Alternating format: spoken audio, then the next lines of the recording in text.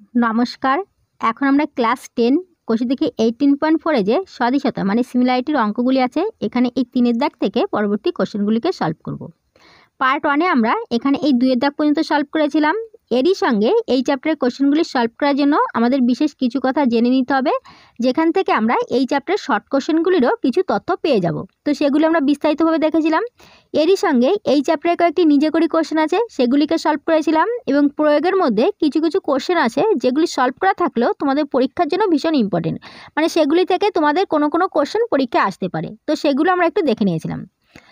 তো কেউ যদি পার্ট 1 ভিডিওটি না দেখে থাকো, সরাসরি প্লেলিস্ট থেকে দেখে নিতে পারো, বা ভিডিওটির লিঙ্ক আমি এই ভিডিওর নিচে ডেসক্রিপশন বক্সে দিয়ে দেবো, সেখান থেকেও তোমরা দেখে নিতে পারো। তো এখানে আমাদের ফার্স্ট 3-এর দাগের কোশ্চেনটি আছে, ও কেন্দ্র বিশিষ্ট একটি বৃত্তের এ বি একটি ব্যাস, পি বৃত্তের ওপর যে কোনো একটি বিন্দু এ ও বি বিন্দুতে অঙ্কিত স্পর্শক দুটিকে পি বিন্দুতে অঙ্কিত স্পর্শকটি যথাক্রমে কিউ ও আর বিন্দুতে ছেদ করেছে। যদি বৃত্তের ব্যাসার্ধ আর হয়, প্রমাণ করি যে P Q into P R equal to R square. তো এখানে আমাদের যে তথ্যটি দেওয়া হয়েছে সেই অনুযায়ী যদি চিত্রাঙ্কন করি, ফার্স্ট বলা হচ্ছে ও কেন্দ্র বিশিষ্ট একটি বৃত্তের। তাহলে এখানে আমি ও কেন্দ্র বিশিষ্ট একটি বৃত্ত অঙ্কন করলাম, ঠিক আছে।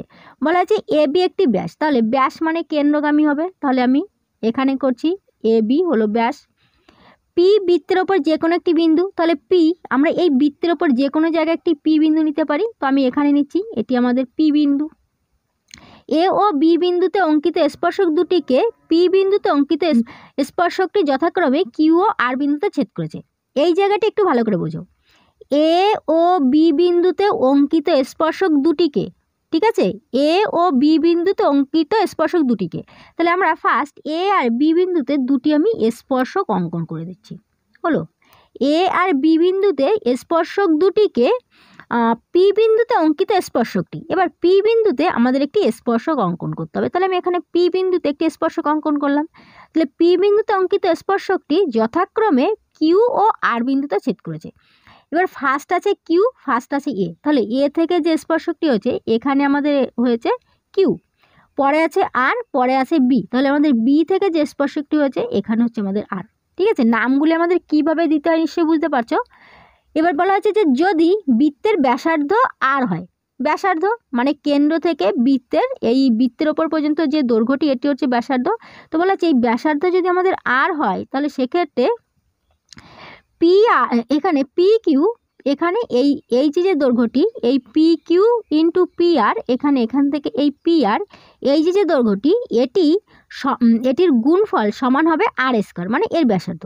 ব্যাসার্ধ তো আমরা যে কোনো জায়গায় নিতে পারি, ঠিক আছে। তাহলে এটিকে আমরা কীভাবে প্রমাণ করব, দেখো এখানে ফার্স্ট আমরা লিখব প্রদত্ত। প্রদত্ত অংশটি আমাদের এখানে যে তথ্যটি দেওয়া আছে এখান থেকে শুরু করে এই পর্যন্ত আমরা লিখে নেব, হুবাও লিখতে পারি বা এখানে একটু আমরা চেঞ্জও করতে পারি। তাহলে আমি এখানে লিখছি ও কেন্দ্র বিশিষ্ট বৃত্তের এ বি ব্যাস এবং পি বৃত্তের ওপর যে কোনো একটি বিন্দু এ ও বি বিন্দুতে অঙ্কিত স্পর্শক দুটিকে পি বিন্দুতে অঙ্কিত স্পর্শকটি যথাক্রমে কিউ ও আর বিন্দুতে ছেদ করেছে। এখানে আমাদের যেহেতু বলা হয়েছে যে যদি বৃত্তের ব্যাসার্ধ আর হয়, তাহলে এটিও আমরা লিখে নিই যে এবং বৃত্তের ব্যাসার্ধ আর। দেখো আমাদের কোশ্চেনে যেটি থাকে সেই অনুযায়ী আমরা চিত্র অঙ্কন করি, তার জন্য আমাদের বেশিরভাগ ক্ষেত্রে, মানে সমস্তগুলি তা কিন্তু নয়, বেশিরভাগ ক্ষেত্রে এই উপপাদ্যগুলি করার সময় আমাদের কোশ্চেন থেকেই আমরা প্রদত্ত অংশটি পেয়ে যাই, ঠিক আছে। এবার এটিকে আমরা একটু ঘুরিয়ে ফিরেও লিখতে পারি। তাহলে আমাদের এখানে প্রদত্ত অংশটি হয়ে গেল। এখানে আমরা যেটি অঙ্কন করেছি সেটি আমি লিখেছি। দেখো, ও কেন্দ্র বিশিষ্ট বৃত্তের এ বি ব্যাস এবং পি বৃত্তের ওপর যে কোনো একটি বিন্দু এ ও বি বিন্দুতে অঙ্কিত স্পর্শক দুটিকে পি বিন্দুতে অঙ্কিত স্পর্শকটি যথাক্রমে কিউ ও আর বিন্দুতে ছেদ করেছে এবং বৃত্তের ব্যাসার্ধ আর। ঠিক আছে, এবার আমাদের যেটি প্রমাণ করতে হবে সেটি আমাদের হচ্ছে প্রামাণ্য বিষয়। তাহলে আমাদের প্রমাণ করতে হবে কি? প্রমাণ করতে হবে এখানে যে P Q into P R equal to R square. তাহলে এখানে লিখি যে P Q into P R equal to হচ্ছে আর স্কোয়ার। ঠিক আছে, যেটি আমাদের প্রমাণ করতে হবে সেটি আমরা প্রামাণ্য বিষয় লিখব। এবার কথা হলো, এটিকে প্রমাণ করার জন্য আমাদের একটু অঙ্কন করতে হবে। তাহলে অঙ্কনটি আমরা কি করব? তোমাদের মধ্যে অনেকে কোশ্চেন করো যে আমরা যখন উপপাদ্য সলভ করব তখন আমাদের কোনো অঙ্কন করতে হবে কি না, কী অঙ্কন করতে হবে সেটি আমরা কিভাবে বুঝবো। দেখো, তাদের জন্য একটু বলে দিচ্ছি। ফার্স্ট আমাদের দেখে নিতে হবে যে আমাদের এখানে প্রমাণটি কি করতে হবে। তাহলে এখানে আমরা দেখতে পাচ্ছি যে এখানে এর একটি ব্যাসার্ধ বলা হয়েছে যে ব্যাসার্ধের স্কয়ার ইকুয়াল টু আমাদের এটি গুণ এটি। এবার আমাদের এটি যখন দেখতে পাচ্ছি তাহলে দেখতে পাচ্ছি যে এটি আমাদের কিসে আছে? সদিশতার মধ্যে আছে, তাই তো? কারণ তোমরা যদি পার্ট 1 এর ভিডিওটি কেউ দেখে থাকো তারা নিশ্চয়ই বুঝতে পারবে। সদিশতা আমরা কি দেখেছিলাম যে পার্ট 1 যে যদি মনে করো যে এ বি সি আমাদের একটি সমকোণী ত্রিভুজ হয়, তাহলে সমকোণিক বিন্দু থেকে যদি অতিভুজের ওপর আমরা একটি মনে করো লম্ব অঙ্কন করলাম, তাহলে এক্ষেত্রে এই যে ক্ষুদ্র দুটি ত্রিভুজ হচ্ছে এই দুটি ত্রিভুজ পরস্পর সদিশ আর এই দুটি ত্রিভুজ মূল ত্রিভুজের সঙ্গে সদিশ, আর এক্ষেত্রে এদের অনুরূপ বাহুগুলির অনুপাত সমান হয়। সেই হিসাবে আমরা এখানে পাবো যে এডি স্কয়ার ইকুয়াল টু এখানে বিডি ইন্টু ডিসি, এমন আমরা পাবো। এবার এটির সঙ্গে যদি আমরা এটিকে একটু ভালো করে মিলাই, দেখো তো এখানে এটি হচ্ছে আমাদের একটি স্পর্শক, তাই তো? এবার আমরা কি জানি যে কোনো একটি বৃত্তের স্পর্শক বিন্দুগামী যদি আমি ব্যাসার্ধ অঙ্কন করি তাহলে এটি আমাদের কি এখানে লম্বভাবে অবস্থান করে। তাহলে এই চিত্রটিকে যদি আমি এরূপভাবে ধরি, ঠিক আছে, আমি যদি এরূপভাবে ধরি, ভালো করে বোঝো, এখানে এরূপভাবে ধরছি, এখানে আমি 90 ডিগ্রি কোণ ধরছি, তাহলে এখান থেকে আমি এটি লম্ব পেয়ে যাচ্ছি। ঠিক আছে, এবার তাহলে আমাদের আর কি বাকি থাকছে? এখানে যদি আমি ওর সঙ্গে কিউকে যুক্ত করে দিই তাহলে আমরা এখানে দুটি ত্রিভুজ পেয়ে যাচ্ছি। এবার এই দুটি ত্রিভুজ আমাদের এখানে কি লাগবে, যে আমরা জানি যে এখানে এ বি সি যদি একটি সমকোণী ত্রিভুজ হয় তখন সমকৌণিক বিন্দু থেকে অতিভুজের ওপর লম্ব অঙ্কন করলে ত্রিভুজ দুটি পরস্পর সদিশ মূল ত্রিভুজের সঙ্গে সদিশ, আর তখনই এদের অনুরূপ বাহুগুলির অনুপাত সমান হবে, তাই তো? আর সেক্ষেত্রে আমরা পেয়ে যাব যে এই যে লম্বটি করা হলো এর স্কয়ার সমান এটি আর এটি। এটি আমরা পার্ট 1 বিস্তারিত করে দেখেছি, তার জন্য এখন আর দেখছি না বিস্তারিত করে, জাস্ট আমি এখানে সূত্রটি লিখে দিলাম। তাহলে এখানে আমরা পেয়ে যাচ্ছি এটি আমাদের লম্বভাবে অবস্থান করছে। এবার আমাদের লাগবে যেটি, সেটি হলো আমাদের এটি এখানে 90 ডিগ্রি, তাই তো? তাহলে এখানে যখনই আমি যদি বলতে পারি যে এটি আমাদের 90 ডিগ্রি, তাহলে এখানে আমরা পাবো যে এটি আমাদের সমকোণ, আর তাহলে এই কিউ ও আর এটি আমাদের একটি সমকোণী ত্রিভুজ হয়ে যাবে। তার সমকোণিক বিন্দু থেকে অতিভুজের ওপর লম্ব, অর্থাৎ ত্রিভুজ দুটি কী হবে? ত্রিভুজ দুটি সদিশ হবে। আর তাহলে এক্ষেত্রে এদের এই বাহুটি স্কয়ার ইকুয়াল টু হবে এটি গুণ টু এটি, আর এটি তো আমাদের ব্যাসার্ধ, কারণ আমাদের বলা হচ্ছে যে বৃত্তের ব্যাসার্ধ আর এখানে আর স্কয়ার ইকুয়াল টু এটি, তাই তো? তাহলে আমরা কি পাচ্ছি যে যদি আমরা এখানে ওর সঙ্গে কিউ, ওর সঙ্গে পি, ওর সঙ্গে আরকে যুক্ত করে দিই তাহলে আমরা এখানে দুটি ত্রিভুজ পাবো। আর সেক্ষেত্রে আমরা এটিকে 90 ডিগ্রি প্রমাণ করতে পারলেই হবে, কারণ বাকিটুকু তো আমরা জানি যে কোনো একটি বৃত্তের যদি একটি স্পর্শক থাকে তাহলে স্পর্শক বিন্দুগামী যে ব্যাসার্ধ হয় সেটি লম্বভাবে অবস্থান করে, তাই তো? এবার তাহলে দেখো এখানে আমরা এটিকে কিভাবে প্রমাণ করব সেটা একটু পরে আসছি, প্রমাণ অংশ করব। তো এখানে তোমরা নিশ্চয়ই বুঝতে পারছো যে তাহলে আমাদের অঙ্কনটি কি করতে হবে। তাহলে অঙ্কনটি হচ্ছে আমাদের এগুলিকে যুক্ত করতে হবে। কেন করতে হবে? সেটি আমাদের এটি, তাই তো? আর এটি আমাদের এখানে লিখে নিই যে O Q O P R এখানে ও আর যুক্ত করা হলো। এবার আমরা প্রমাণাংশটি লিখব।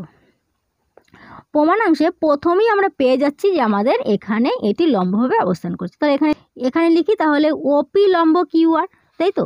এখানে লিখি যে ওপি লম্ব কিউ আর। আর এখানে আমরা লিখব যে বৃত্তের স্পর্শক বিন্দুগামী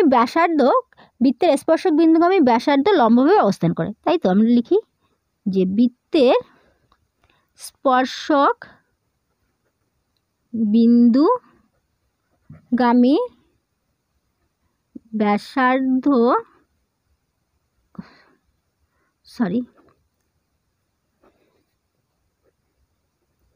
ব্যাসার্ধ লম্বভাবে অবস্থান করে, তাই তো? বৃত্তের স্পর্শক বিন্দুগামী ব্যাসার্ধ লম্বভাবে অবস্থান করে, সেই হিসাবে আমাদের এটি হচ্ছে, তাহলে সেই হিসাবে আমরা এটিকে লম্ব বলতে পারি। তাহলে আমরা এখানে এই সদিশ ত্রিভুজের এটি আমরা পেয়ে গেলাম যে এখানে আমাদের লম্বভাবে অবস্থান করছে। এবার আমাদের বের করতে হবে এটি আমাদের 90 ডিগ্রি। তাহলে এটি আমরা কিভাবে বের করব 90 ডিগ্রি? দেখো, আমরা যখন বৃত্তের স্পর্শক সংক্রান্ত সম্পাদ্যগুলি করেছিলাম, সেক্ষেত্রে পার্ট 1 আমরা কি দেখেছিলাম যে বৃত্তের বহিস্থ কোনো বিন্দু থেকে বৃত্তের ওপর আমরা দুটি মাত্র স্পর্শক অঙ্কন করতে পারি। তোমাদেরকে এখানে একটি কথা বলে দিই, এই পর্যন্ত তোমাদের বৃত্তের স্পর্শ সংক্রান্ত যে উপপাদ্যগুলি আছে সেগুলি আমাদের করা হয়নি ঠিকই, কিন্তু তোমাদের এই স্পর্শ সংক্রান্ত যে সম্পাদ্যগুলি আছে সেগুলি আমাদের করা হয়ে গেছে। আর সেখানে পার্ট 1 এই বৃত্তের স্পর্শ সংক্রান্ত বিভিন্ন ছোটোখাটো তথ্য নিয়ে কিন্তু আলোচনা করা হয়েছিল। তো তোমরা যদি কেউ পার্ট 1 ভিডিওটি দেখে থাকো, তোমাদের এই সম্পাদ্যগুলি তো হয়েই যাবে, সঙ্গে তোমাদের এই সম্পাদ্য চ্যাপ্টার থেকে যদি কোনো শর্ট কোশ্চেন এসে থাকে যেটি আমাদের উপপাদ্যের মধ্যে পাওয়া যায়, যদি এসে থাকে সেটি কিন্তু তোমরা ওই ভিডিওটি থেকে পেয়ে যাবে, ঠিক আছে? তো তোমরা চাইলে ভিডিওটি দেখে নিতে পারো, ভিডিওটির লিঙ্ক আমি এই ভিডিও নিচে ডেসক্রিপশন বক্সে দিয়ে দেবো। তো এখানে আমরা কি জানি যে বৃত্তের যদি বহিস্থ কোনো বিন্দু থেকে যদি স্পর্শক অঙ্কন করা হয় তাহলে দুটি স্পর্শক অঙ্কন করা যায়। আর এক্ষেত্রে এটি কেন্দ্রের সঙ্গে এই যে স্পর্শক, এই স্পর্শকটি এখান থেকে যদি আমি মনে করো যে এই যে এটি তো বহিস্থ বিন্দু থেকে এখানে এই দুটি হচ্ছে স্পর্শক। এবার এই স্পর্শক দুটি সমান হবে। প্রথম কথা হলো এই বিন্দু থেকে এই পর্যন্ত আর এই বিন্দু থেকে এই পর্যন্ত এই দুটি সমান হবে। দ্বিতীয় কথা হলো এই বিন্দুর সঙ্গে যদি এই বৃত্তের কেন্দ্রকে যুক্ত করে দেওয়া হয় তাহলে কেন্দ্রে এরা সমান কোণ উৎপন্ন করবে, ঠিক আছে? কেন্দ্রে কিন্তু সমান কোণ উৎপন্ন করবে।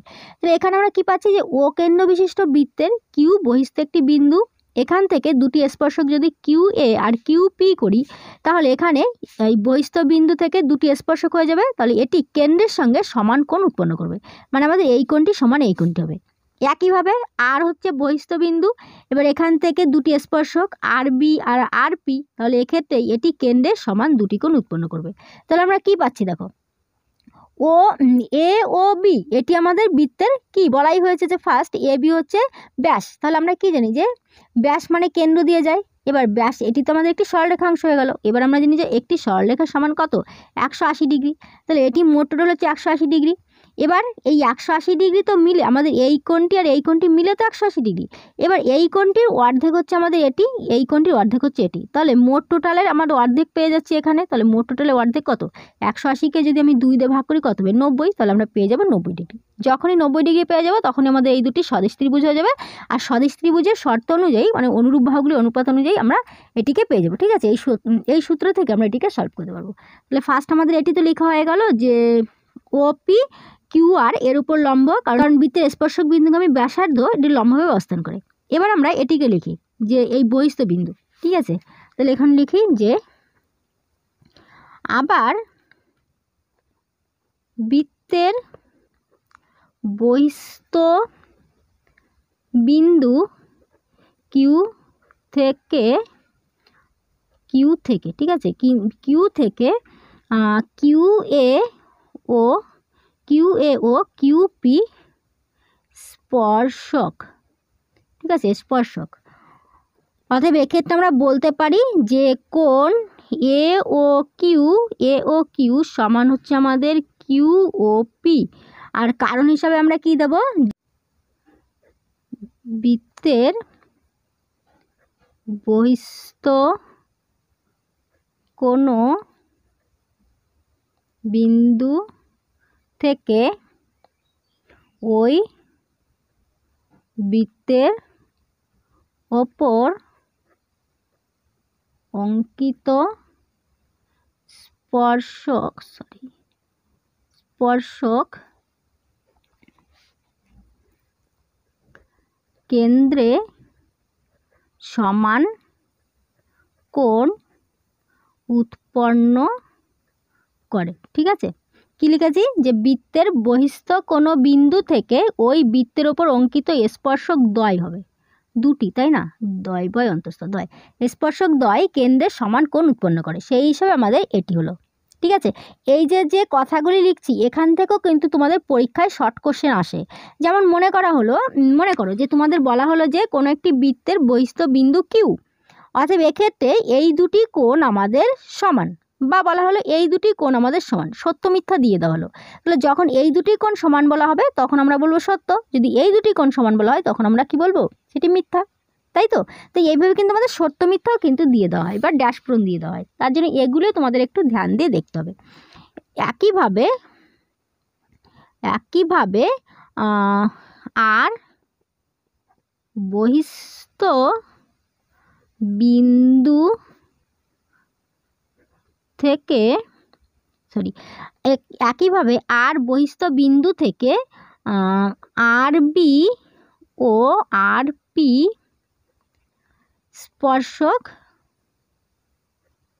স্পর্শক, অতএব এক্ষেত্রেও কোণ পি ও আর সমান হচ্ছে আমাদের কোণ আর ও বি, পি ও আর সমান হচ্ছে আর ও বি। এবার এখানে আমরা এটি একটু লিখে নিই, ঠিক আছে। দেখো আমাদের যেহেতু কি বললাম যে এখানে আমি কি বললাম যে আমাদের এই দুটি কোণ সমান, ঠিক আছে। তাহলে এই দুটি কোণ যেহেতু সমান, তাহলে এই দুটি কোণ আমরা বলতে পারি না যে এই দুটি কোণ সমান হচ্ছে আমাদের মোট কোণটির অর্ধেক, ঠিক আছে।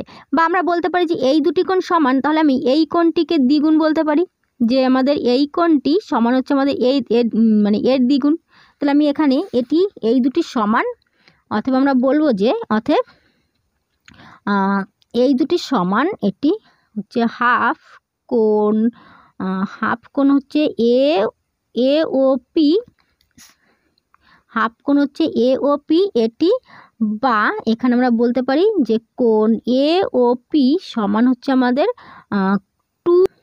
2 কিউ ও পি, এটি পি হবে, ঠিক আছে। এখানে পি 2 কোণ কিউ ও পি, এখানে কি করলাম আরও একবার বলছি। দেখো এখানে চিত্রটি যদি আমি এখানে অঙ্কন করে নিই তাহলে তোমাদের বুঝতে একটু সুবিধা হবে।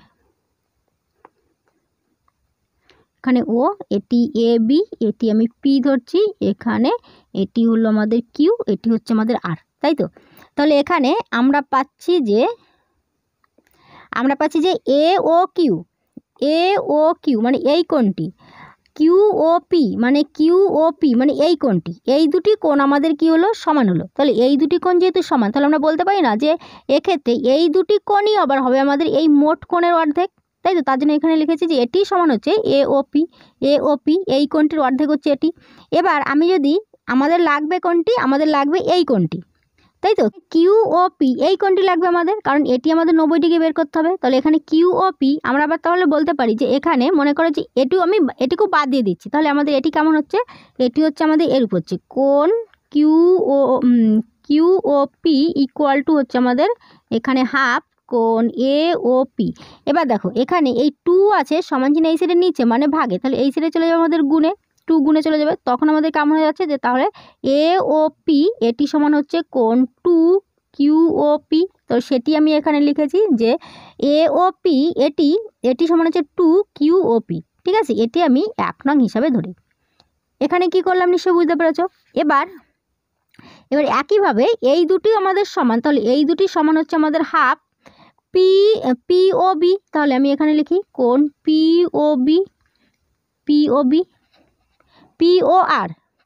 ও আর এটি সমান হচ্ছে আমাদের আর ও বি, তাহলে এটি আবার সমান হচ্ছে আমাদের পি ও বি, তাহলে আমরা এখন বলতে পারি যে অতএব এখান থেকে আমাদের লাগবে পি ও আর, এটি লাগবে, ঠিক আছে, পি ও আর এটি লাগবে। তাহলে এটি আমরা সমান বলতে পারি কোণ পি ও বি সমান হচ্ছে আমাদের পি ও বি, এটি সমান হবে আমাদের 2 ইন্টু পি ও আর। এখানে যেমনভাবে করলাম এখন আমি ঠিক তেমনভাবে করেছি, যে এখানে আমাদের যদি এটির সঙ্গে এটিকে ধরি তাহলে এই 2 আছে নিচে মানে ভাগে, তাহলে এই সাইডে চলে যাবে গুণে, তাহলে এই মাঝেরটুকু ছেড়ে দাও, এইভাবে ছেড়ে দাও, ঠিক মাঝেরটুকু ছেড়ে দাও, ঠিক আছে। তাহলে আমাদের এটি সমান এটি হচ্ছে, তাহলে এই 2 আছে নিচে মানে ভাগে, তাহলে এই সাইডে চলে যাবে গুণে, তাহলে আমাদের পি ও বি, এই পি ও বি সমান হচ্ছে আমাদের 2 ইন্টু পি ও আর, এটিকে আমি 2 নং হিসাবে ধরি। এবার আমরা কি পাচ্ছি যে পি ও বি এটি আমাদের কি একটি সরলরেখা অংশ। তাহলে আমরা এখন লিখি যে এখন এ ও কোণ এ ও বি, ঠিক আছে, এ ও বি তো কি আমাদের একটি সরলরেখাংশ, তাহলে কোণ এ ও বি সমান কত হবে 180 ডিগ্রি। এবার এখানে বা এই এ ও বি সমান কি এ ও পি, কোণ এ ও পি এটি প্লাস কোণ পি ও বি, কোণ পি ও বি সমান হচ্ছে 180। বা আমরা এখানে একে কি পেয়েছি এ ও পি সমান কি 2 কিউ ও পি, তাহলে এটি সমান লিখবো আমরা 2 কোণ কিউ ও পি পি হবে প্লাস, তাই তো এটি সমান আমাদের এটি একে পেয়েছি, তাহলে আমরা এখানে পি এ ও পি এটি এই এ ও পি এটি সমান আমরা লিখছি যে 2 কিউ ও পি প্লাস এখানে পি ও বি এটি সমান কি এটি সমান হচ্ছে আমাদের 2 কোণ পি ও আর, তাহলে এটি সমান হচ্ছে 180। এবার এই দুটিতেই 2 আছে, তাহলে আমি 2কে যদি কমন নিই তাহলে আমাদের কোণ হচ্ছে কিউ ও পি প্লাস কোণ P O R equal to এখানে 180, 2 আছে 180 বা 2 আছে গুণ সম্পর্কে, তাহলে এই সাইডে নিয়ে যাবো ভাগ সম্পর্কে। আর এখানে এই অংশটি দেখো কিউ ও পি, ঠিক আছে, আমরা এই চিত্রের সঙ্গে মিলাই, দেখো এখানে কিউ ও পি মানে এই কোণটুকু, পি ও আর মানে এই কোণটুকু, তাহলে আমরা এই দুটিকে মিলিয়ে বলতে পারি না যে কিউ ও আর, তাহলে আমরা কিউ ও আর বলি, তাহলে এটিকে কোণ Q O R equal to এখানে আমাদের এই 2 আছে এখানে গুণে, তাহলে এই সাইডে চলে আসবে আমাদের ভাগে, তাহলে আমাদের 180-র নিচে যদি 2 হয় সমান কাটলে কত 90, তাহলে এটি আমরা সমান পেয়ে যাচ্ছি 90। তাহলে এখানে আমরা কি পেয়ে গেলাম যে এখানে এই কোণটি 90, তাহলে আমরা বলতে পারি যে অতএব ত্রিভুজ কিউ ও আর এখানে চিত্রটি করি, চিত্রটি তোমরা যত ভালো বুঝতে পারবে তোমরা প্রমাণাংশগুলো ভালো করতে পারবে, ঠিক আছে, এ বি এখানে পি এখানে কিউ এখানে আর। দেখো অতএব ত্রিভুজ কিউ ও আর এর কোণ কিউ ও আর সমান হচ্ছে আমাদের কত 90 ডিগ্রি, তাহলে এটি আমাদের একটি সমকোণী ত্রিভুজ হয়ে গেল। আর এই সমকোণী ত্রিভুজের ও কোণটি হচ্ছে সমকোণ, আর সমকৌণিক বিন্দু থেকে এটি আমাদের লম্বভাবে অবস্থান করছে, তাই তো সেটি আমরা প্রথমেই পেয়েছি, এখানে এটি আমাদের লম্বভাবে অবস্থান করছে, তাহলে আমরা এখন বলতে পারি অতএব ত্রিভুজ কিউ ও আর একটি সমকোণী ত্রিভুজ যার সমকৌণিক বিন্দু ও থেকে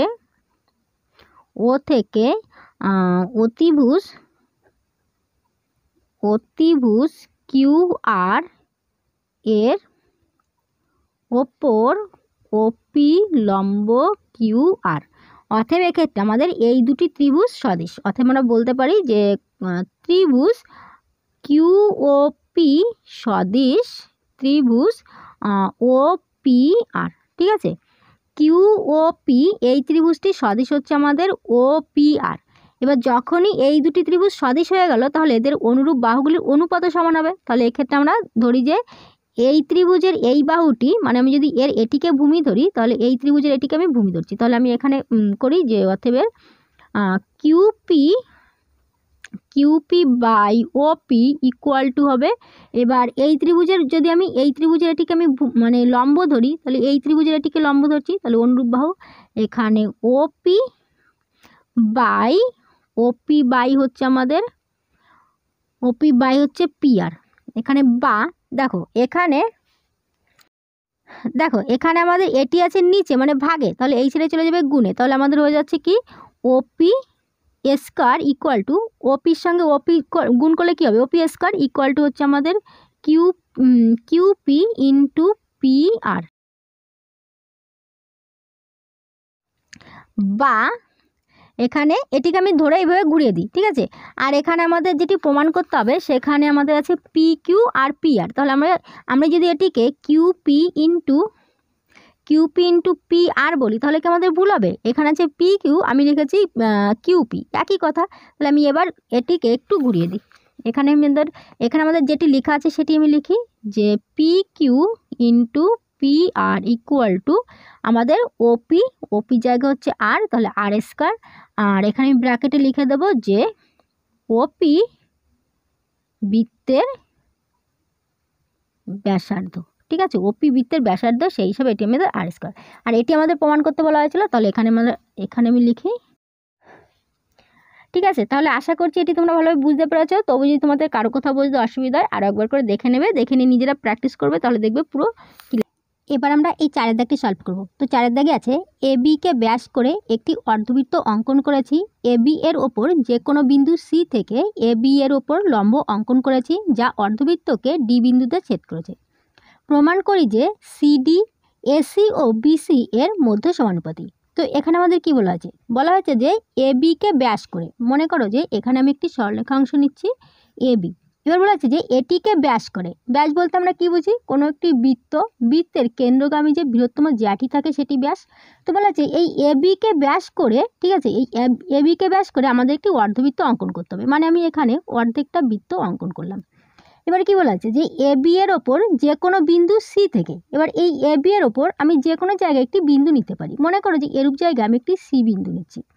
তো সি থেকে এবি এর ওপর লম্ব অঙ্কন করেছি, এখান থেকে আমাদের লম্ব অঙ্কন করতে হবে। তাহলে লম্ব মানে কি? এখানে এই যে সরলরেখাংশটি হবে এটি এখানে এই সরলরেখাংশের সঙ্গে এখানে 90 ডিগ্রি কোণ করে থাকবে। তো বলা হচ্ছে যে লম্ব অঙ্কন করেছি যা অর্ধবৃত্তকে ডি বিন্দুতে ছেদ করে। এবার এটি এই যে আমাদের অর্ধবৃত্তটি অঙ্কন করেছি এটিকে একটি বিন্দুতে ছেদ করেছে, তো বলা হচ্ছে যে এর নাম হলো ডি বিন্দুতে ছেদ করেছে।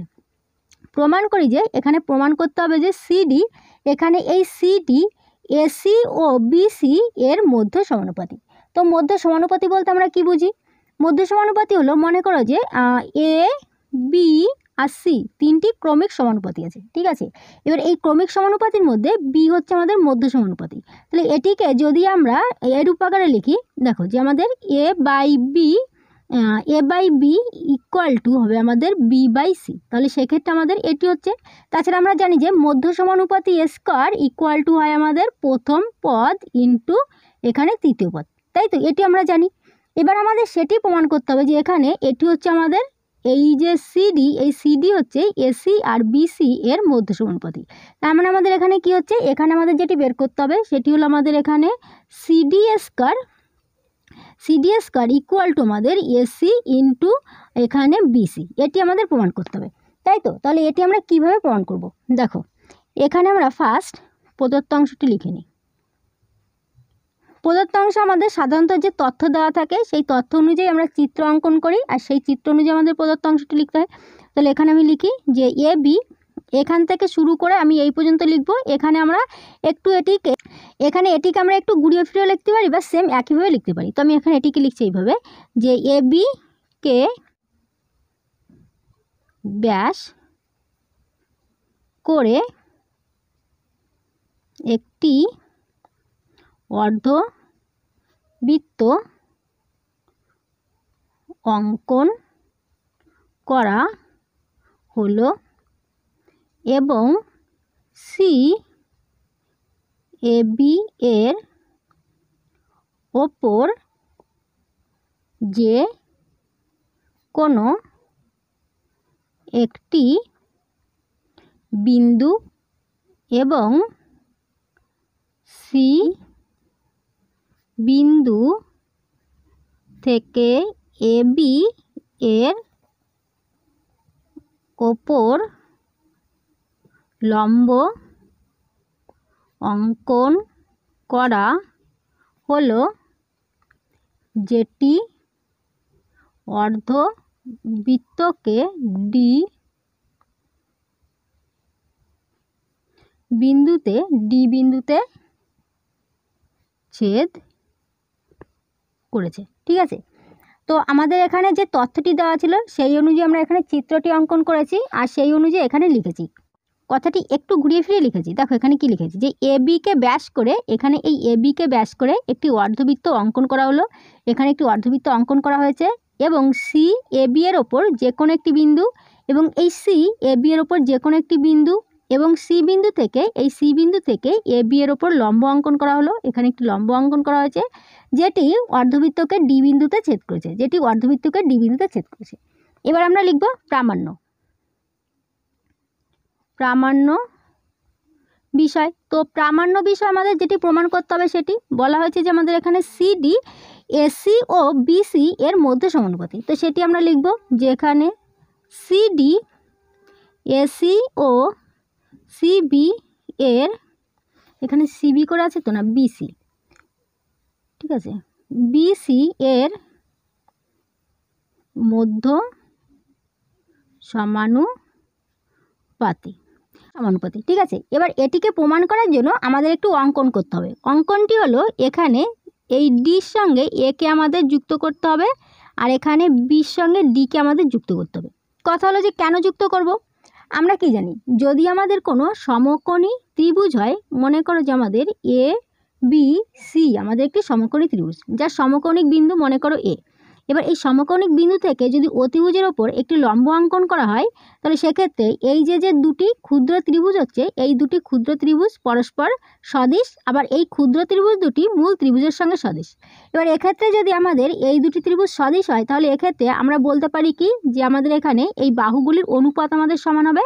আর সেক্ষেত্রে আমাদের এরূপ হবে যে এক্ষেত্রে এডি স্কোয়ার ইকুয়াল টু হচ্ছে আমাদের বিডি ইন্টু ডিসি, এরূপ হবে, তাই তো? মানে বাহুগুলির অনুপাতকে যদি আমরা বের করি, তো এক্ষেত্রে দেখো এখানে আমাদের একইভাবে, যেহেতু আমাদের বলা হয়েছে যে এটি মধ্য সমানুপাতি হবে এটি আর এটির, তাহলে এটিকে মধ্য সমানুপাতি করলে আমাদের এরূপ আকার হচ্ছে। তাহলে দেখো এখানে আমাদের হচ্ছে এখানে CD square equal to AC আর বিসি, তো আমাদের এরূপে তো এলো। তাহলে এরূপ আকারে করার জন্য আমরা এটিকে কি করলাম, এখানে এর সঙ্গে ডি আর ডির সঙ্গে বিকে আমরা যুক্ত করছি। তো যেটি আমরা যুক্ত করছি সেটি আমরা লিখব অঙ্কন অপশানে, অঙ্কন, ঠিক আছে। অঙ্কনটি হচ্ছে এ ডি এবং বিডি যুক্ত করা হলো। এডি, এখানে এডি আর বিডি এটি আমাদের যুক্ত করা হলো। এবার আমরা প্রমাণটি লিখব। প্রমাণ দেখো, আমরা কি জানি যে যদি আমাদের এই এ বি সি একটি সমকোণী ত্রিভুজ হয়, তাহলে এই কোণটি আমাদের সমকৌণিক বিন্দু অবশ্যই হতে হবে, মানে 90 ডিগ্রি অবশ্যই হতে হবে। তাহলে এক্ষেত্রে আমাদের এটির সঙ্গে এটিকে তুলনা করলে আমাদের এখানে অবশ্যই 90 ডিগ্রি লাগবে। আর এখানে এই সমকোণিক বিন্দু থেকে এখানে লম্ব, তো সেটি তো আমাদের বলাই আছে যে এ বি এই সরলরেখাংশের উপর সি একটি বিন্দু, এখান থেকে একটি লম্ব অঙ্কন করা আছে। তাহলে এটি তো আমরা পাচ্ছি লম্ব, কিন্তু এখানে আমাদের একটি 90 ডিগ্রি লাগবে। এবার কথা হলো যে আমরা কি জানি যে কোনো একটি বৃত্তের যদি আমরা ব্যাসের উপর একটি এখানে এইভাবে কোণ অঙ্কন করি, তাহলে এটি হচ্ছে আমাদের অর্ধবৃত্তস্থ কোণ, আর অর্ধবৃত্তস্থ কোণ আমাদের সবসময় কত হয়, 90 ডিগ্রি।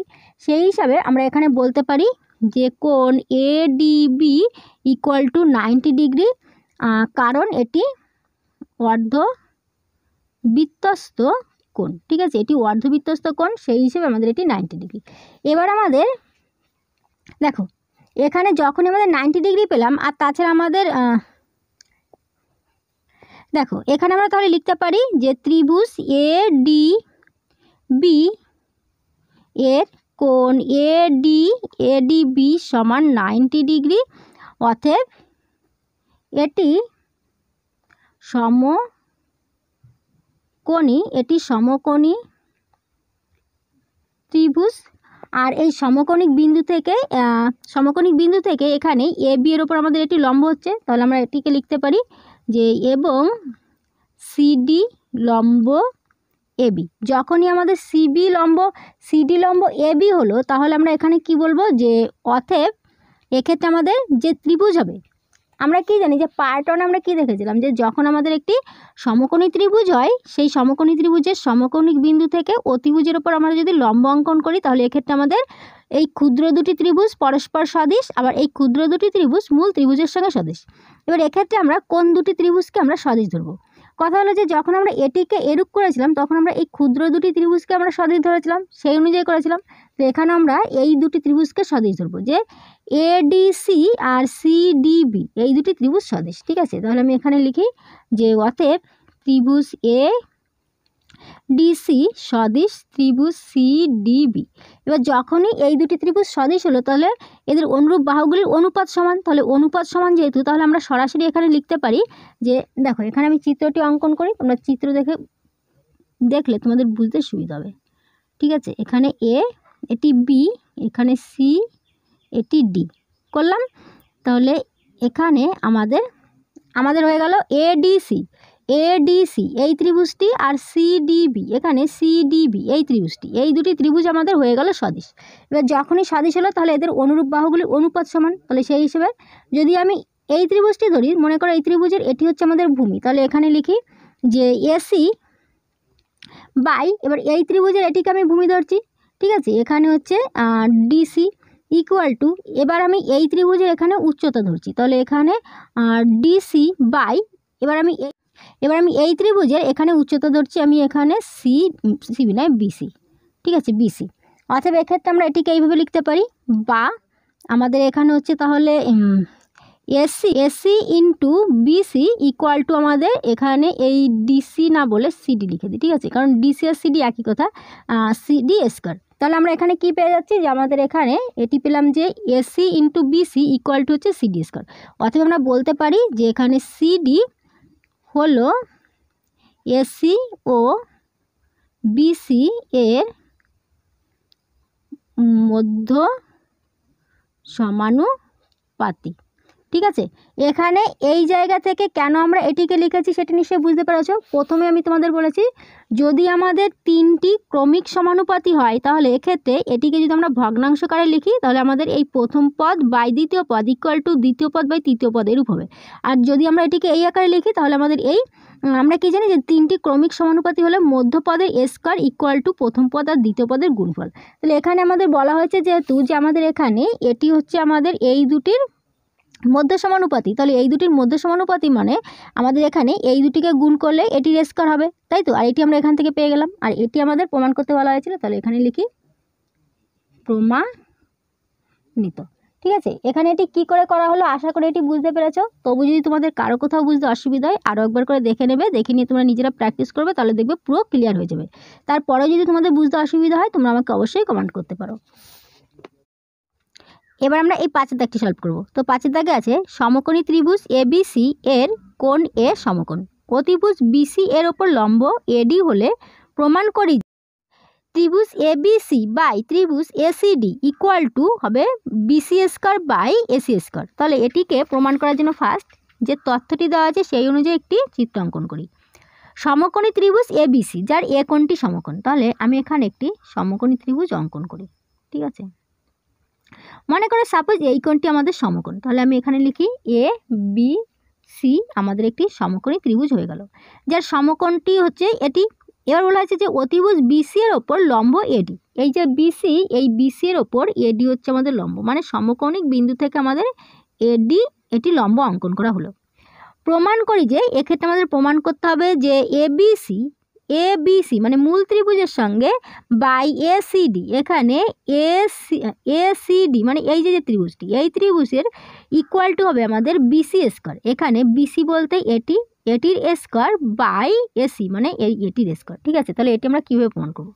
ফার্স্ট আমাদের প্রদত্ত অংশ আমাদের যেটি আছে ত্রিভুজ এবিসি এর কোণ এ সমকোণ মানে আমি 90 ডিগ্রি লিখে দিতে পারি। আর বলা আছে যে অতিভুজ বিসি এর ওপর এডি লম্ব, তাহলে এবং এডি লম্ব বিসি একটু সংক্ষেপে লিখে দিলাম, ঠিক আছে। এবার আমাদের আর কিছু এখানে নেই, তাহলে প্রামাণ্য বিষয় যেটি সেটি আমি লিখব এখানে যে ত্রিভুজ এবিসি বাই ত্রিভুজ এসিডি ইকুয়াল টু হচ্ছে BC square by AC square. ত্রিভুজ ABC by ACD equal to হচ্ছে BC square by AC square. এবার এটিকে প্রমাণ করার জন্য আমাদের এখানে কিছুই এক্সট্রা অঙ্কন করতে হবে না, কারণ আমাদের এখানে পেয়েই যাচ্ছে যে এবিসি আমাদের একটি সমকোণী ত্রিভুজ যার এ কোণটি সমকোণিক বিন্দু থেকে আমাদের অতিভুজের ওপর আমাদের একটি লম্ব অঙ্কন করা হয়েছে। তাহলে এক্ষেত্রে তো আমাদের অঙ্কন করার কিছুই নেই, আমরা চলে যাই সরাসরি প্রমাণে। দেখো ফার্স্ট আমাদের এখানে যেটি করতে হবে সেটি হলো আমাদের এখানে যেহেতু এই দুটি ত্রিভুজের কথা বলা হয়েছে, তো তার জন্য আমাদের ফার্স্ট যেটি করতে হবে আমি এখানে লিখি যে ত্রিভুজ এবিসি এটি আর ত্রিভুজ এসিডি এটি, এদের যদি আমি ক্ষেত্রফলটি বের করি, আমরা কি জানি যে ত্রিভুজের ক্ষেত্রফলের সূত্র কি হাফ ইন্টু ভূমি ইন্টু উচ্চতা। তাহলে আমি এখানে লিখি হাফ ইন্টু ভূমি এই ত্রিভুজের এটি যেহেতু উচ্চতা, তাহলে ভূমি হচ্ছে আমাদের বিসি, উচ্চতা হচ্ছে আমাদের এডি। এই ত্রিভুজের আমাদের ক্ষেত্রফল হাফ ইন্টু ভূমি, তাহলে এখানে এর ভূমি আমি এটি ধরছি, ঠিক আছে, এটি হচ্ছে আমি ভূমি ধরছি ডিসি, আর এখানে উচ্চতা সেই একই এডি। এবার তাহলে এটি থেকে যদি আমি একটু সলভ করে নিই, তাহলে আমরা কি পাচ্ছি যে এখানে আমাদের হাফের সঙ্গে হাফ কেটে যাচ্ছে, এডির সঙ্গে এডি কেটে যাচ্ছে, তাহলে আমরা পাচ্ছি যে এখানে লিখি যে অতএব আমরা পাচ্ছি ত্রিভুজ এবিসি বাই ত্রিভুজ এসিডি এটি ইকুয়াল টু আমরা পাচ্ছি এখানে বিসি বাই এখানে ডিসি, তাই তো। তো আমাদের এখানে দেখো যেহেতু ফার্স্ট আমাদের বিসি আছে, তো আমাদের এখানে বিসি একটি পেলাম, এবার আমাদের এখানে চলে আসছে, এখানে আছে এসি স্কোয়ার, তো আমাদের এখানে ডিসি আসছে, তাহলে এবার আমাদের এখানে আরও একটি বিসি লাগবে, আর এখানে এটি আমাদের এসি স্কোয়ার আসতে হবে। তো সেটি আমরা কি করে করব? একটি যেহেতু আমরা আগে থেকে পেয়ে যাচ্ছি যে আমাদের এবিসি সমকোণী ত্রিভুজ, তার সমকোণিক বিন্দু এ থেকে অতিভুজের ওপর আমাদের এটি লম্ব, তাহলে এই ত্রিভুজ দুটি সদিশ, তাহলে সেক্ষেত্রে আমরা বলতে পারি যে, এবং এটিকে আমি 1 নং হিসাবে রেখে দিই, এবং ত্রিভুজ এবিসি এর কোণ এ সমান 90 ডিগ্রি এবং সমকৌণিক বিন্দু থেকে অতিভুজ বিসি এর ওপর এডি লম্ব, অতিভুজ বিসির ওপর এডি লম্ব। অথবা আমরা বলতে পারি যে ত্রিভুজ এবিসি এটি সদিশ হবে ত্রিভুজ এডিসি। এই দুটি ত্রিভুজ সদিশ, যখনই সদিশ হয়ে গেল তাহলে এদের অনুরূপ বাহুগুলো অনুপাত সমান। তাহলে এখানে দেখো কোন বাহু দুটি নেব, এখানে আমাদের বিসি লাগবে, তাই তো। তাহলে বিসি বলতে আমরা এটি পাচ্ছি, তাহলে মূল ত্রিভুজ এবিসি এর এটি কি সমকোণের মানে বিপরীত পাশের বাহু অতিভুজ, তাহলে আমি এখানে এটি নিচ্ছি বিসি। তাহলে আমি এখানে লিখি যে এই দুটি ত্রিভুজ যেহেতু সদিশ হয়ে গেল, তাহলে আমরা বলতে পারি বিসি বাই এই এবিসি ত্রিভুজের যখন অতিভুজ নিচ্ছি, তাহলে আমাদের এই ত্রিভুজের অতিভুজ নিতে হবে, এটি যেহেতু লম্ব তাহলে অতিভুজ হচ্ছে কি এসি, তাহলে আমরা এটি বাই নেব এখানে এসি ইকুয়াল টু, এবার আমরা কোন বাহুটি নেব, আমাদের এখানে কি আসছে আমাদের যে আমাদের লাগবে যে এসি লাগবে, তাই তো। তাহলে আমাদের এসি, তাহলে আমি এখানে নিচ্ছি, এবার এই মূল ত্রিভুজের এটি আমি নিচ্ছি এসি, তাহলে মূল ত্রিভুজের এটি আমি কি, আমি যদি মনে করো যে এটিকে আমি ভূমি ধরছি, তাহলে আমাদের এখানে হচ্ছে এসি বাই মূল ত্রিভুজের যদি আমাদের এটি এসি ভূমি হয়, তাহলে এবার এই ছোট ত্রিভুজের ভূমি আমরা এখানে ডিসিকে আমরা ভূমি ধরতে পারি, তাহলে এখানে আমি লিখি যে এটি হচ্ছে ডিসি, ঠিক আছে। কারণ আমাদের ডিসিটি নেওয়ার আরও একটি কারণ আছে, এখানে যেহেতু আমাদের আছে কি বেরিয়েছে এখানে ডিসি, তাহলে ডিসিকে আমাদের এখানে যে ডিসিকে আমাদের এসিতে তো পরিণত করতেই হবে, তাই তো। তাহলে দেখো এবার এটি থেকে আমরা ডিসির মানটি বের করে নিই, যে এখানে হচ্ছে এখানে আমাদের যদি করি তাহলে আমাদের হচ্ছে ডিসি ইকুয়াল টু ডিসিকে আমাদের নিচে আছে মানে ভাগে, তাহলে এই সাইডে চলে যাবে ওপরে মানে গুণে, এটি আছে নিচে মানে ভাগে, তাহলে এই সাইডে চলে আসছে ওপরে এসি স্কয়ার, আর এখানে হচ্ছে আমাদের বিসি, তাহলে এই সাইডে চলে আসছে নিচে বিসি, ঠিক আছে। আমাদের এখানে তো বিসি লাগবে, এখানে বিসি তো লাগবে আমাদের। এবার আমি এখানে এটিকে করে দিই 2 নং, ঠিক আছে, এটিকে 2 নং করে দিই। তাহলে এবার আমি লিখি যে অতএব 1 ও 2 থেকে পাই, কি পাচ্ছি একটু ভালো করে দেখো, এখানে আমরা পাচ্ছি যে এখানে আমরা ত্রিভুজ এবিসি বাই এসিডি এটি সমান আমরা পেয়েছি এটি, তাহলে ফার্স্ট আমি এখানে এটিকে লিখে নিই যে ত্রিভুজ এবিসি বাই ত্রিভুজ এসিডি এটি সমান হচ্ছে আমাদের বিসি বাই ডিসি, তাই তো। এটি আমরা সমান পেয়েছি এখানে বিসি বাই ডিসি। এবার আমরা এখানে লিখেছি 1 ও 2 থেকে পাই, এবার 2 থেকে আমরা কি পাই, এটি সমান। এবার আমি এখানে বিসি করতে বিসি রেখে দিই, ঠিক আছে, বিসি করতে বিসি রেখে দিই, এখানে আছে ডিসি সমান আমাদের এটি হলো, তাহলে এই ডিসির জায়গায় দেখো বিসি করতে বিসি রাখছি, এবার এই ডিসি সমান আমাদের এটি পেয়েছি, তো তাহলে ডিসি সমান আমি এখানে লিখব যে এসি স্কয়ার বাই বিসি, তাহলে সমান, এবার আমাদের এটি আছে নিচে, তাহলে ভগ্নাংশ যদি নিচে থাকে তাহলে আমাদের এটি ভাগে উপরে গেলে গুণে হয়ে যাবে, তাহলে এখানে আমাদের হচ্ছে বিসি ইন্টু এটি উল্টে যাবে আমাদের বিসি বাই এসি স্কয়ার, তাহলে সমান বিসির সঙ্গে বিসিকে গুণ করলে হচ্ছে আমাদের বিসি স্কয়ার বাই এটি হয়ে গেল এসি স্কয়ার। তাহলে আমাদের এখানে কি হচ্ছে যে অতএব ত্রিভুজ এবিসি বাই ত্রিভুজ এসিডি এটি ইকুয়াল টু হচ্ছে আমাদের BC square by AC square, যেটি আমাদের প্রমাণ করতে বলা হয়েছিল। তাহলে এক্ষেত্রে আমাদের এটি হলো যে ত্রিভুজ এবিসি বাই এসিডি এটি ইকুয়াল টু হচ্ছে BC square by AC square, যেটি আমাদের এখানে প্রমাণ করতে বলা হয়েছিল। তাহলে আমরা এখানে লিখি প্রমাণিত। ঠিক আছে, কি করলাম এখানে, ফার্স্ট আমাদের এখান থেকে এই দুটি ত্রিভুজ এদের যে এখানে আমরা যেহেতু ক্ষেত্রফল বের করেছি, তাহলে আমরা এখানে লিখতে পারি যে যেহেতু ত্রিভুজের ক্ষেত্রফল সমান হাফ ইন্টু ভূমি ইন্টু উচ্চতা। ঠিক আছে, সেই হিসেবে আমরা এটিকে পেয়েছি। তাহলে এখানে আমাদের এটি কীভাবে সলভ করা হলো আশা করি তোমরা বুঝতে পেরেছো। তবু যদি তোমাদের কারো কোথাও বুঝতে অসুবিধা হয় আরও একবার করে দেখে নেবে, দেখে নিয়ে নিজেরা সলভ করবে। তারপরে যদি বুঝতে অসুবিধা হয় তোমরা আমাকে অবশ্যই কমেন্ট করতে পারো। এবার আমরা এই 6 দাগটি করব। 6 দাগে আছে ও কেন্দ্রবৃত্তের এ বি ব্যাস, এ বিন্দু দিয়ে অঙ্কিত একটি সরলরেখা বৃত্তকে সি বিন্দুতে এবং বি বিন্দুতে অঙ্কিত স্পর্শককে ডি বিন্দুতে ছেদ করে। প্রমাণ করি যে এক্ষেত্রে আমাদের দুটি প্রমাণ করতে হবে। তো প্রমাণটি আমি পরে দেখছি, আগে এই তথ্য অনুযায়ী আমরা একটি চিত্র অঙ্কন করি। বলা হয়েছে যে ও কেন্দ্র একটি বৃত্ত, তো এখানে আমি ও কেন্দ্র একটি বৃত্ত অঙ্কন করলাম। যার বলা হয়েছে এ বি ব্যাস, তো আমি এখানে এ বি ব্যাস অঙ্কন করছি। এবার বলা হচ্ছে এ বিন্দু দিয়ে অঙ্কিত একটি সরলরেখা বৃত্তকে সি বিন্দুতে এবং বি বিন্দুতে অঙ্কিত স্পর্শককে ডি বিন্দুতে ছেদ করে। দেখো, বি বিন্দুতে অঙ্কিত স্পর্শককে, বি বিন্দুতে যদি আমি একটি স্পর্শক অঙ্কন করি তাহলে এক্ষেত্রে এ বিন্দু দিয়ে যে সরলরেখাটি অঙ্কন করা হবে সেটি বৃত্তকে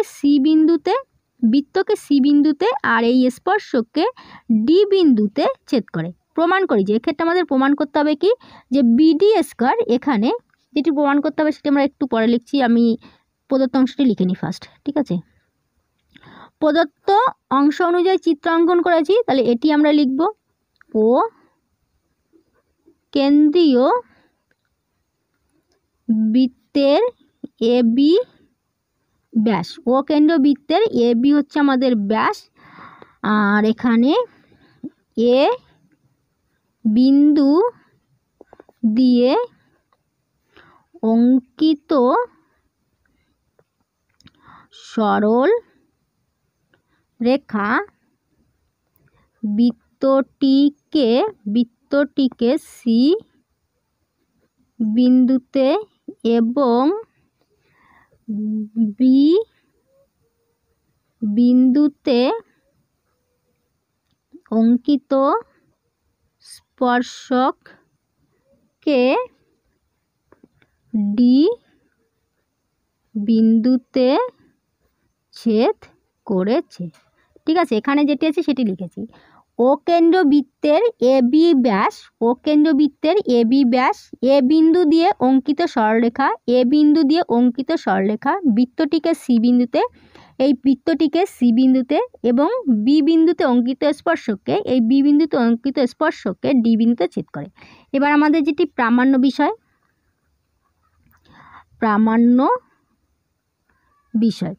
বিষয় আমাদের যেটি আছে আমি এক এক করে লিখে নেব। প্রথমটি আছে, দেখো যে বিডি স্কোয়ার ইকুয়াল টু হচ্ছে এডি ইন্টু ডিসি। দ্বিতীয়টি বলা হয়েছে যে কোনো সরল রেখার জন্য এসি এবং এডি দ্বারা গঠিত আয়তক্ষেত্রের ক্ষেত্রফল সর্বদা সমান। ঠিক আছে, আমাদের এখানে বলা হয়েছে যে বিডি স্কোয়ার, এই বিডি স্কোয়ার ইকুয়াল টু হবে এডি, আর এখানে এই এডি আর ডিসি এই দুটির গুণফলের সমান। এটি আমাদের প্রথম প্রমাণ করতে হবে। দ্বিতীয়ত, যে কোনো সরলরেখার জন্য এসি ও এডি দ্বারা গঠিত সরলরেখার ক্ষেত্রফল সর্বদা সমান। এখানে এই যে এ বিন্দু দিয়ে যে আমরা একটি সরলরেখা অংশ টানলাম না, এই সরলরেখা অংশটি যদি আমি এখান দিয়ে টানি বা এখান দিয়ে করি বা এখান দিয়ে করি, যে কোনো জায়গা দিয়েই করি না কেন, তার জন্য আমাদের এখানে এই এসি আর এটি দ্বারা যে আয়তকার ক্ষেত্রটি হবে তার ক্ষেত্রফল সর্বদা সমান হবে, সেটি আমাদের প্রমাণ করতে হবে। তো আমাদের প্রথম প্রমাণটি যদি আমরা দেখি, এখানে পাচ্ছি আমরা BD square equal to AD আর ডিসি এর গুণফলের সমান। তাহলে এখানে আমরা দেখতে পাচ্ছি যে এটি আমরা তখনই প্রমাণ করতে পারবো যদি আমাদের এ বি ডি এটি আমাদের একটি সমকোণী ত্রিভুজ হয় আর এর সমকোণিক বিন্দু থেকে অতিভুজের ওপর অঙ্কিত একটি লম্ব হয়, তবে আমাদের দুটি ত্রিভুজ সদিশ হবে আর সেই সদিশ ত্রিভুজ থেকে অনুরূপ বাহুগুলি অনুপাত সমান, সেই হিসেবে আমরা এটিকে প্রমাণ করতে পারবো। এবার কথা হলো এ বি ডি এই ত্রিভুজের সমকোণ কোনটি? দেখো আমরা কি জানি যে কোনো একটি যদি বৃত্ত অঙ্কন করি তার যদি স্পর্শক করি তাহলে স্পর্শক বিন্দুগামী যে ব্যাসার্ধ হয় এটি কি লম্বভাবে অবস্থান করে, মানে আমাদের এখানে এটি হচ্ছে ব্যাসার্ধ, এটি হচ্ছে বি বিন্দুতে স্পর্শক, তাহলে এখানে আমাদের 90 ডিগ্রি অবস্থান করছে। তাহলে সেক্ষেত্রে আমরা পেয়ে যাচ্ছি আমরা 90 ডিগ্রি। এবার আমাদের লম্বভাবে অবস্থান করবে এই স্পর্শক বিন্দু থেকে। এবার লম্ব কোথায় পাবো? আমরা যদি বির সঙ্গে সিকে যদি যুক্ত করে দিই তাহলে দেখো এখানে আমরা লম্ব পেয়ে যাচ্ছি। কি করে?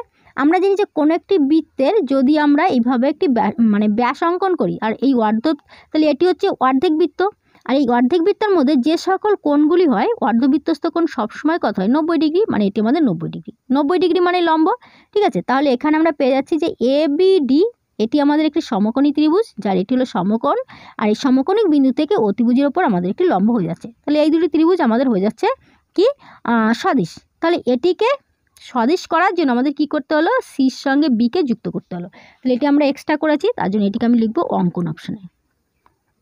অঙ্কন অপশানে সি বি যুক্ত করা হলো। এবার এই প্রথমটি প্রমাণ করার জন্য আমাদের এই দুটিকে সদিশ বলতে হবে। তো তার জন্য এখানে যেটি বললাম, যদি কারো বুঝতে অসুবিধায় কোনো ব্যাপার নেই, এখন লিখবো, দেখবে পুরো ক্লিয়ার হয়ে যাবে। এখানে যেটি বললাম যে আমাদের এখানে এটি লম্ব এর উপর, মানে এই কোণটি আমাদের 90 ডিগ্রি, সেটি বলতে হবে। তাহলে আমি ফার্স্ট এখানে লিখে নিই যে প্রমাণ এ বি লম্ব এখানে বিডি। কারণ হিসাবে দেব যেহেতু ও কেন্দ্রীয় বৃত্তের বি বিন্দুতে অঙ্কিত স্পর্শক বিডি এবং স্পর্শক বিন্দুগামী ব্যাসার্ধ ওবি এবং ওবি ও এবি একই সরল রেখা, ঠিক আছে। সেই হিসেবে আমরা এটি লম্ব এটি দিয়েছি।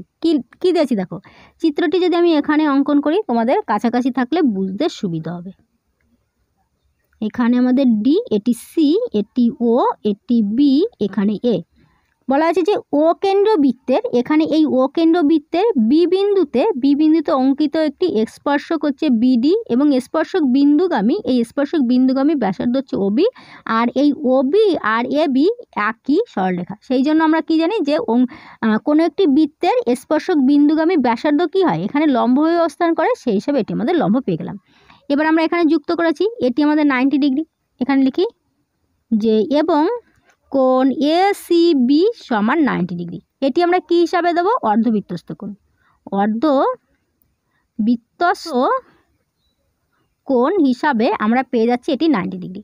তাহলে এবার আমরা এখানে কি পেয়ে গেলাম যে ত্রিভুজ এ বি ডি, ঠিক আছে। আমরা এখানে লিখি যে অতএব ত্রিভুজ এ বি ডি এর কোণ বি সমান 90 ডিগ্রি, অতএব এটি সমকোণী ত্রিভুজ যার সমকৌণিক বিন্দু বি থেকে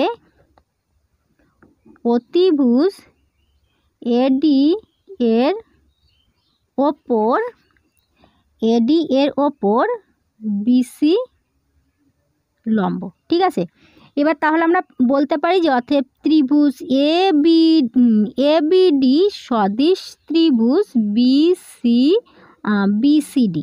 এবার কথা হলো যে আমরা কি জানি যে যখন কোনো একটি সমকোণী ত্রিভুজ হয়, মনে করো যে এ বি সি একটি সমকোণী ত্রিভুজ, এর এ কোণটি সমকোণ, সমকোণিক বিন্দু থেকে অতিভুজের ওপর যদি আমি একটি লম্ব অঙ্কন করি তাহলে এক্ষেত্রে যে দুটি ত্রিভুজ পাচ্ছি এই ক্ষুদ্র দুটি ত্রিভুজ পরস্পর সদিশ, আর এই ক্ষুদ্র দুটি ত্রিভুজ এই বৃহৎ ত্রিভুজটির সঙ্গে সদিশ। এবার কথা হলো আমি এখানে যেটি লিখেছি যে এবিডি, এখানে এবিডি এই যে ত্রিভুজটি লিখেছি মানে আমাদের মূল ত্রিভুজ, তাহলে এই মূল ত্রিভুজের সঙ্গে বিসিডি এটি কেন আমরা সদিশ ধরেছি সেটি আমরা বুঝতে পারবো যদি আমরা এখানে এই প্রমাণ অংশটি দেখি। দেখো প্রমাণ অংশে আছে আমাদের এখানে এই বিডি স্কোয়ার আছে, এডি আছে, এডি মানে আমাদের এই বাহুটি পুরোটা, আর ডিসি বলতে আমাদের এই বাহুটি আছে। তাহলে এই এডির জন্য যখন আমরা পুরো ত্রিভুজটি ধরবো তখনই আমরা এই এডি বাহুটি পাবো অতিভুজ হিসাবে। আর এখানে এটি যদি আমরা এই এ বি ডি এই ত্রিভুজের অতিভুজ হিসাবে এটি পাই তাহলে আমাদের এই ত্রিভুজের অতিভুজ হিসাবে এটি পাবো। আবার আমরা যদি এই ত্রিভুজের ভূমি এটা ধরি তাহলে এই ত্রিভুজের ভূমি এটা পাচ্ছি। তার মানে আমরা এই ত্রিভুজটির সঙ্গে মূল ত্রিভুজটির সদিশ ধরলে আমরা তবেই আমরা প্রথমটি প্রমাণ করতে পারবো, তার জন্য আমরা এটিকে ধরেছি। ঠিক আছে, তাহলে এদের অনুরূপ বাহু হিসাবে ফার্স্ট আমি যদি এখানে লিখি যে এই বড় ত্রিভুজটির ভূমি এখানে লিখি বিডি, এখানে বিডি বাই ছোটো ত্রিভুজটি হচ্ছে ডিসি। ঠিক আছে, ডিসি ইকুয়াল টু এখানে বড় ত্রিভুজটির ভূমি বাই ছোট ত্রিভুজটির ভূমি। এবার বড় ত্রিভুজটির অতিভুজ কি এডি, তাহলে এর অতিভুজ এডি নিলে এর অতিভুজ নেব আমরা এখানে বিডি। তাহলে এখানে লিখি যে এডি বাই এখানে হচ্ছে আমাদের বিডি। ঠিক আছে, চিত্রটি যদি আমি এখানে অঙ্কন বি, দেখো এখানে যেটি করেছি যে এবিডি এই মূল ত্রিভুজের সঙ্গে এখানে বিসিডি এই ত্রিভুজ দুটি সদিশ ধরেছি। তাহলে এক্ষেত্রে আমাদের মূল ত্রিভুজটির যদি আমি এটিকে ভূমি ধরি তাহলে এর বিডি বাই এই ছোট ত্রিভুজটির যে ভূমি সেটি ডিসি ইকুয়াল টু হবে এই বড় ত্রিভুজটির এডি আমাদের এখানে আসছে যে এডি হচ্ছে অতিভুজ, তাহলে এর ছোট ত্রিভুজটির এর অতিভুজ কোনটি এটি, কারণ এর সমকোণের বিপরীত পাশের যে বাহুটি থাকে সেটি হচ্ছে অতিভুজ, তাহলে এই ত্রিভুজের এটি হচ্ছে সমকোণ, তাহলে বিপরীত পাশের বাহু এটি। এবার তাহলে আমাদের কি পাচ্ছি যে এখানে বা এখানে আছে আমাদের বিডি, এখানে আছে বিডি, তাহলে এটি আছে নিচে মানে ভাগে, তাহলে এই সাইডে উপরে চলে যাবে আমাদের গুণে, তাহলে বিডি স্কোয়ার ইকুয়াল টু এখানে এডি ইন্টু ডিসি আছে নিচে মানে ভাগে, তাহলে এই সাইডে চলে যাবে আমাদের গুণে। তাহলে এখানে আমাদের যেটি প্রমাণ করতে বলা হয়েছিল ফার্স্ট যে BD square equal to AD into DC, সেটি আমরা এখানে পেয়ে গেলাম। তাহলে আমরা এখন লিখি প্রমাণিত, তাহলে আমাদের প্রথম প্রমাণটি হয়ে গেল। দ্বিতীয় যে প্রমাণটি বলা হয়েছে যে কোনো সরলরেখার জন্য এসি এবং এডি দ্বারা গঠিত আয়তক্ষেত্রের ক্ষেত্রফল সর্বদা সমান। মানে এ বিন্দুকে কেন্দ্র করে যে কোনো আমরা সরলরেখাটি করি না কেন সেটি আমরা এখান দিয়ে করি বা এখান দিয়ে করি, তাহলে সেক্ষেত্রে আমাদের এখানে এই এসি আর এডি এর দ্বারা গঠিত যে ক্ষেত্রফল হবে সেই ক্ষেত্রফলটি সমান হবে। তখন আমরা মানে সেটি আমরা কীভাবে পাবো, দেখো আমাদের যদি আমরা এখানে প্রমাণ করতে পারি যে এখানে এটি যে এসি ইন্টু এডি, আমরা কি জানি যে আয়তকার ক্ষেত্রে ক্ষেত্রফল কী হয় দৈর্ঘ্য ইন্টু প্রস্থ, তাহলে আমাদের এটিকে মনে করো এটি আমি দৈর্ঘ্য ধরছি, এটি আমি মনে করো যে এখানে এডি এটিকে দৈর্ঘ্য আর এসিকে প্রস্থ ধরছি, তাহলে এর দ্বারা ক্ষেত্রফল যেটি হবে সেটি এমন একটি নির্দিষ্ট বাহুর স্কোয়ার হতে হবে।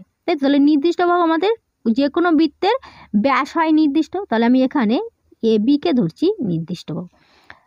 তাহলে আমরা কি পাচ্ছি যে এই A B square equal to যদি আমরা প্রমাণ করতে পারি যে A B square equal to AC into AD, তবেই আমরা বলতে পারি যে কোনো সরলরেখার জন্য এসি এবং এডি দ্বারা গঠিত আয়তক্ষেত্রের ক্ষেত্রফল সর্বদা সমান, সেটি আমরা প্রমাণ করতে পারবো। এখানে কি বললাম যারা বুঝতে পারেনি তাদের জন্য আরেকবার বলছি। আমাদের বলা হয়েছে যে কোনো সরলরেখার জন্য এসি এবং এডি দ্বারা গঠিত আয়তক্ষেত্রের ক্ষেত্রফল সর্বদা সমান, সেটি আমাদের বলা হয়েছে। এবার যে কোনো সরলরেখা বলতে আমরা এ বিন্দু দিয়ে যে আমাদের যে কোনো একটি সরলরেখা টানা হয়েছিল বলা হয়েছিল, মানে সেই সরলরেখাটির কথা এখানে বলা হয়েছে যে এখানে যে কোনো যদি আমি একটি সরলরেখা করি এখান থেকে তাহলে সেটি আমরা এদিক থেকে করি, এ জায়গা দিয়ে করি বা এখান দিয়ে করি, তো সেক্ষেত্রে এই যে বিন্দুগুলি হবে যে এসি আর এডি যে দুটি সরলরেখা হবে এদের দ্বারা যে ক্ষেত্রফলটি হবে সেই ক্ষেত্রফলটি আমাদের সর্বদা সমান হবে।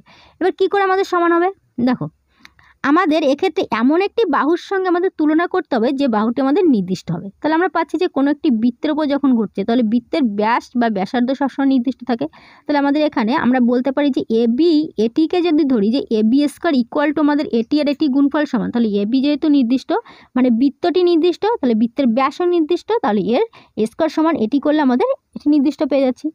এবার কথা হলো যে এটিকে যদি আমাদের করতে হয় তাহলে আমরা কী করব। দেখো এখানে যেটি লিখেছি যে AC into eddy equal to হচ্ছে আমাদের এবি।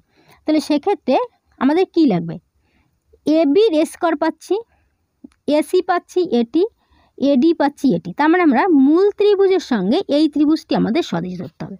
তাহলে এখানে আমরা লিখি যে আবার ত্রিভুজ এ বিডি এটি সদিশ ত্রিভুজ এ বিসি, এ বিডি এই ত্রিভুজটির সঙ্গে এ বিসি এটি সদিশ। কেন ধরা হলো সদিশ নিশ্চয়ই বুঝতে পেরেছ, আমাদের এটি প্রমাণ করব। ঠিক আছে, এবার যখন আমাদের এই দুটি ত্রিভুজ সদিশ হলো তাহলে এদের অনুরূপ বাহুগুলি অনুপাত সমান। তাহলে আমি মূল ত্রিভুজের এখানে আমি ভূমি ধরি যে এ বি বাই মূল ত্রিভুজের ভূমি হলে আমাদের এই ত্রিভুজটির ভূমি হিসাবে আমি এখানে এই যে ত্রিভুজ এই ত্রিভুজটির ভূমি হিসাবে আমি এসিকে ধরতে পারি, বাই এখানে আমাদের এই মূল ত্রিভুজের অতিভুজ ধরি যে এডি বাই, তাহলে এই ত্রিভুজের অতিভুজ হচ্ছে আমাদের এবি, তাহলে এখানে বা এবি স্কোয়ার, এবি আছে নিচে মানে ভাগে, তাহলে এই সাইডে চলে যাবে গুণে, AB square equal to AD into AC, তাই তো। তাহলে আমরা এখানে কি পাচ্ছি যে এখানে এবি স্কোয়ার ইকুয়াল টু হচ্ছে এডি আর এসি এটি। এবার আমরা বলতে পারি যে যেহেতু ও কেন্দ্রীয় বৃত্তটি নির্দিষ্ট, অতএব এবি নির্দিষ্ট, অতএব এবি স্কোয়ার আমাদের নির্দিষ্ট। অথবা আমরা বলতে পারি যে যেহেতু এটি আমাদের নির্দিষ্ট আর এটির স্কোয়ার সমান এটি হলো, তাহলে আমরা বলতে পারি যে এ বিন্দু দিয়ে অঙ্কিত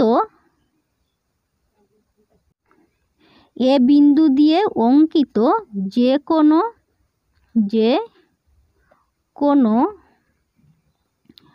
কোনো সরল রেখার জন্য এসি ও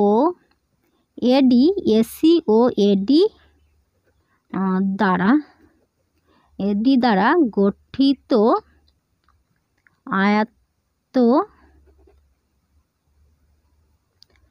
আয়তক্ষেত্রের ক্ষেত্রফল সর্বদা সমান হবে। আর এটি আমাদের প্রমাণ করতে বলা হয়েছিল, তাহলে আমরা লিখি প্রমাণিত।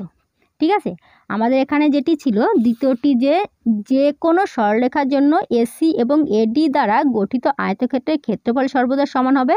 তাহলে আমরা এখানে দেখলাম যে মানে আমাদের আয়তকার ক্ষেত্র বলতে আমরা কি বুঝি, যে আয়তকার ক্ষেত্র এর মানে আমরা কি জানি যে আয়তকার ক্ষেত্রে ক্ষেত্রফল সমান কি হয়, দৈর্ঘ্য ইন্টু প্রস্থ। তাহলে এক্ষেত্রে মনে করো যে এটিকে আমি যদি দৈর্ঘ্য ধরি, এটিকে যদি প্রস্থ ধরি, তাহলে এদের দৈর্ঘ্য ইন্টু প্রস্থ যে ক্ষেত্রফলটি হবে সেটি সমান যেহেতু আমাদের এটি হচ্ছে, আর ও কেন্দ্র বৃত্তটি যেহেতু আমাদের নির্দিষ্ট, এবিও আমাদের নির্দিষ্ট, তাহলে এদের গুণফলটি আমাদের সর্বদা সমান হবে। তার জন্য এখানে লেখা হয়েছে যে যেহেতু ও কেন্দ্র বৃত্তটি নির্দিষ্ট, অতএব এবি নির্দিষ্ট, অতএব এবি স্কোয়ার নির্দিষ্ট, অতএব এ বিন্দু দিয়ে অঙ্কিত যে কোনো সরলরেখার জন্য এসি ও এডি দ্বারা গঠিত আয়তক্ষেত্রের ক্ষেত্রফল সর্বদা আমাদের সমান হবে।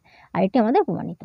ঠিক আছে, তাহলে আজ আমাদের এখানে এই 6 পর্যন্ত কমপ্লিট হয়ে গেল। আশা করি এটি তোমরা ভালোভাবে বুঝতে পেরেছো। তবু যদি তোমাদের কারো কোথাও বুঝতে অসুবিধা হয় আরও একবার তোমরা এগুলিকে দেখে নেবে, দেখে নিয়ে নিজেরা প্র্যাকটিস করবে। তারপরে যদি কোথাও বুঝতে অসুবিধা হয় অবশ্যই তোমরা আমাকে কমেন্ট করতে পারো, বা আমাদের টেলিগ্রামে যে গ্রুপ আছে সেখানে তোমরা জয়েন করতে পারো, সেখান থেকে তোমরা তোমাদের ডাউট ক্লিয়ার করতে পারো। পরবর্তী দিনে আমরা এখানে এই অতি সংক্ষিপ্ত উত্তরধর্মী প্রশ্ন মানে এখানে শর্ট কোশ্চেনগুলি নিয়ে আলোচনা করব।